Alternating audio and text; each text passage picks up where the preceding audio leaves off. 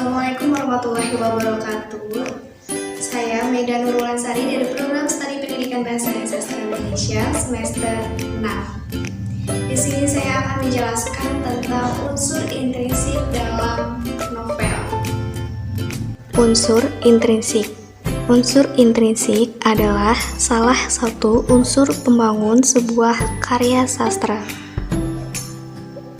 Penulis bisa menciptakan unsur intrinsik dari cerita yang dibuat.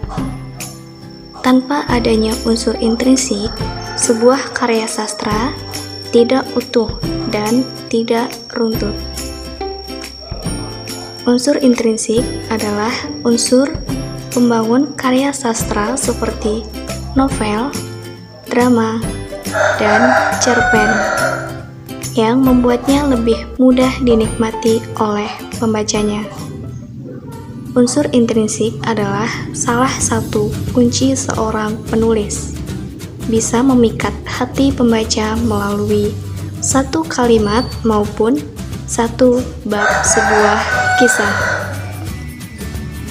Secara umum, unsur intrinsik terdiri dari tema, alur, tokoh, penokohan, latar, gaya bahasa, sudut pandang, dan amanat. Yang pertama yaitu ada tema. Tema adalah unsur intrinsik karya sastra yang menjadi dasar cerita. Unsur intrinsik karya sastra, tema sering disamakan dengan ide atau tujuan utama cerita. Tema merupakan unsur intrinsik karya sastra yang menjadi sebuah ruh atau nyawa yang ada di dalam karya prosa, seperti novel. 2. Alur. Unsur intrinsik karya sastra yang kedua yaitu alur atau plot. Alur dalam novel adalah jalan cerita. Novel harus memiliki jalan cerita yang jelas. Alur sebagai unsur intrinsik karya sastra biasanya memiliki beberapa tahapan, mulai dari perkenalan, penanjakan, klimaks, antiklimaks, dan penyelesaian.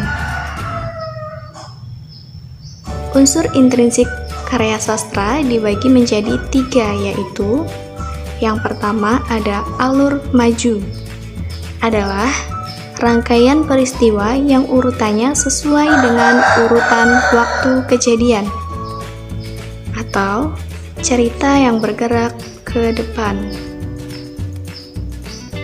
Yang kedua yaitu alur mundur, adalah rangkaian peristiwa yang susunannya tidak sesuai dengan urutan waktu kejadian, atau cerita yang bergerak mundur. Bisa disebut dengan flashback. Yang ketiga yaitu alur campuran, adalah campuran antara alur maju dan alur mundur. Penulis bisa menceritakan tentang konflik terlebih dahulu, kemudian menceritakan tentang awal konflik terjadi dan pengenalan tokoh. Ada juga alur maju mundur yang merupakan kombinasi dari kedua alur ini. 3. Latar. Unsur intrinsik karya sastra selanjutnya adalah latar. Unsur ini mengacu pada latar waktu, suasana, dan tempat terjadinya cerita. Latar dalam unsur intrinsik karya sastra bisa membuat pembaca cerpen atau novel lebih paham tentang kapan, di mana, dan sedang apa tokoh yang diceritakan. Setting merupakan unsur intrinsik karya sastra berupa gambaran tentang peristiwa-peristiwa yang ada dalam cerita. Latar termasuk unsur pembangun cerita yang vital. Latar atau setting disebut unsur intrinsik karya sastra sebagai landas tumpu, mengarah pada pengertian tempat, hubungan waktu, dan lingkungan sosial tempat terjadinya peristiwa-peristiwa yang diceritakan. Keberadaannya sangat penting untuk membangun suasana dalam cerita. Latar dalam unsur intrinsik karya sastra dibagi menjadi beberapa macam, seperti waktu, tempat, sosial budaya, keadaan lingkungan, dan suasana. 4. Gaya bahasa. Gaya bahasa dalam unsur intrinsik karya sastra menjadi ciri khas dari penulis saat menuliskan cerita.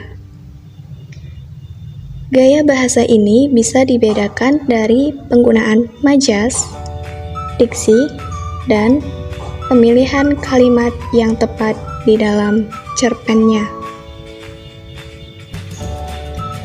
Ada penulis yang menggunakan unsur intrinsik karya sastra berupa gaya bahasa baku dan ada yang menggunakan gaya bahasa santai. Setiap penulis novel tentu memiliki gaya bahasa yang berbeda-beda. Hal inilah yang membedakan satu penulis dengan yang lainnya. 5. Tokoh.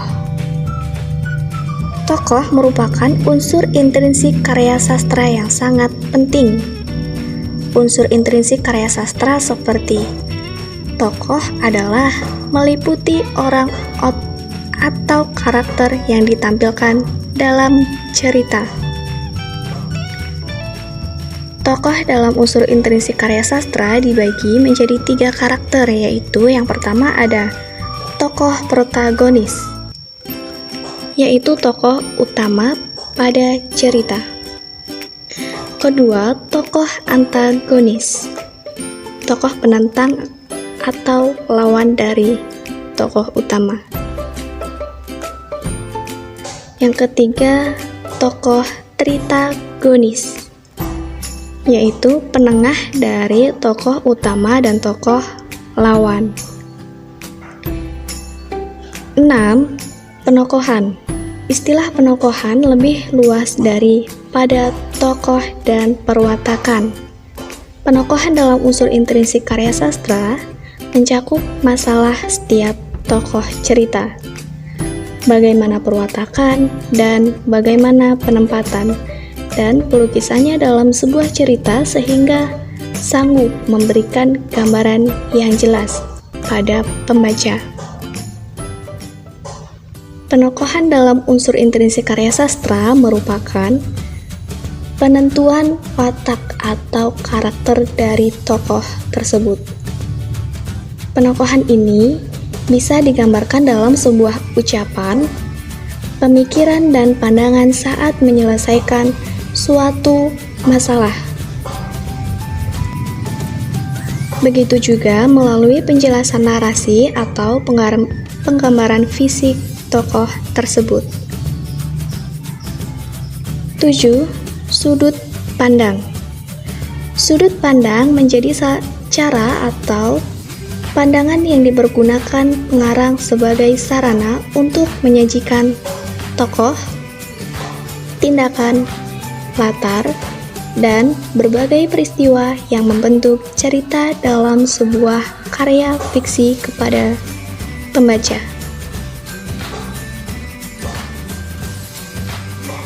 Sudut pandang sebagai unsur intrinsik karya sastra memiliki beberapa macam, seperti sudut pandang orang pertama, kedua, atau ketiga. Ada juga sudut pandang dari penulis yang berasal dari sudut pandang orang yang berada di luar cerita. Yang terakhir yaitu ada amanat. Amanat adalah unsur intrinsik karya sastra berupa pesan moral yang ditulis oleh penulis cerita.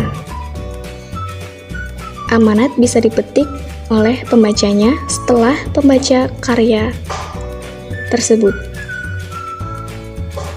Amanat atau pesan moral sebagai unsur intrinsik karya sastra biasanya tidak ditulis secara langsung, melainkan tersirat.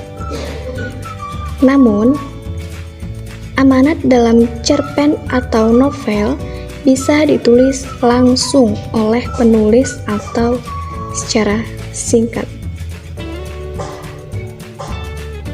Pembaca yang menyimpulkan sendiri apa pesan yang bisa diambil dari cerpen tersebut. Baiklah, itu tadi yang dapat saya sampaikan. Semoga bermanfaat bagi teman-teman semua, dan